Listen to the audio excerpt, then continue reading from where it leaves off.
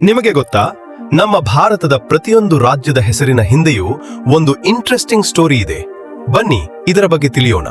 ಮೊದಲಿಗೆ ರಾಜಸ್ಥಾನ, ರಾಜ ಮತ್ತು ಸ್ಥಾನ ಎಂಬ ಎರಡು ಪದಗಳಿಂದ ಕೂಡಿದೆ, ಅಂದರೆ the land of kings. Punjab, ಪಂಜ್ ಎಂದರೆ 5 ಮತ್ತು ಆಬ್ ಎಂದರೆ ನೀರು ಅಥವಾ ನದಿ, ಅಂದರೆ the land of 5 rivers. Himachal, ಹಿಮ್ ಎಂದರೆ ಹಿಮ ಮತ್ತು ಅಚಲ್ ಎಂದರೆ ಪರ್ವತ, ಅಂದರೆ land of snowy mountains. Haryana ಎಂದರೆ ಹರಿಯಮನೆ, ಅಂದರೆ the home of God's. Uttar Pradesh ಎಂದರೆ ನಾರ್ಥನ್ ಪ್ರಾವಿನ್ಸ್ ಮತ್ತು ಮಧ್ಯಪ್ರದೇಶ ಎಂದರೆ ಸೆಂಟ್ರಲ್ ಪ್ರಾವಿನ್ಸ್. ತೆಲಂಗಾಣ ಎಂಬ ಪದವು ತ್ರಿಲಿಂಗ ದೇಶಂನಿಂದ ಬಂದಿದೆ, ಇದರರ್ಥ ದ ಲ್ಯಾಂಡ್ ಆಫ್ 3 ಶಿವಲಿಂಗಾಸ್. ಮತ್ತು ಮಹಾರಾಷ್ಟ್ರ ಎಂದರೆ ಶ್ರೇಷ್ಠ ರಾಷ್ಟ್ರ, ಅಂದರೆ ದ ಗ್ರೇಟ್ ನೇಷನ್. ಇದರ ಪಾರ್ಟ್ 2 ಬರಬೇಕಾ? ಹಾಗಾದರೆ ಕಾಮೆಂಟ್ನಲ್ಲಿ ಪಾರ್ಟ್ 2 ಎಂದು ಕಾಮೆಂಟ್ ಮಾಡಿ. ಇಂತಹ ಹೆಚ್ಚಿನ ವಿಡಿಯೋಗಳಿಗಾಗಿ ನಮ್ಮ ಅಕೌಂಟ್ ಅನ್ನು ಫಾಲೋ ಮಾಡಿ.